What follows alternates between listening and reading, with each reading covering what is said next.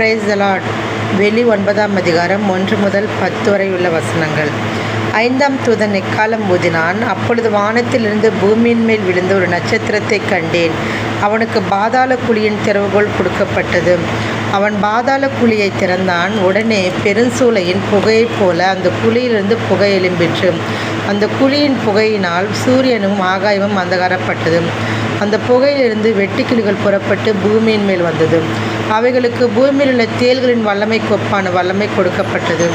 பூமியின் புல்லையும் பசுமையான எந்த பூண்டையும் எந்த மரத்தையும் சேதப்படுத்தாமல் தங்கள் நெற்றிகளில் தேவனுடைய முத்திரையை தரித்திராத மனுஷரை மாத்திரம் சேதப்படுத்த அவைகளுக்கு உத்தரவு கொடுக்கப்பட்டது.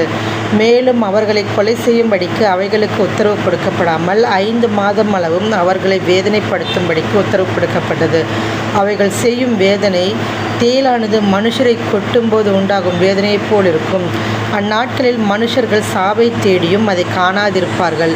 சாக வேண்டும் என்று ஆசைப்படுவார்கள். சாவு அவர்களுக்கு விலகி ஓடிப்போம்.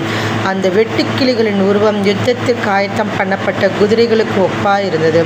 அவைகளுடைய தலைகளின் மேல் பொன்மயமான கிரீடம் போன்றவைகள் இருந்தன.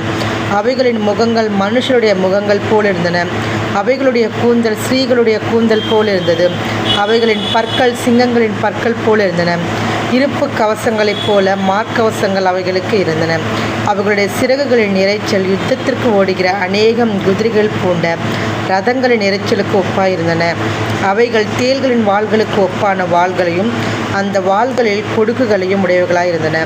அவைகள் 5 மாதம் அளவு மனுஷரை சேதப்படுத்துவதற்கு அதிகாரம் உடையவர்களாயிருந்தன. அவைகளுக்கு ஒரு ராஜன் உண்டு. அவன் பாதாளத்தின் தூதன்.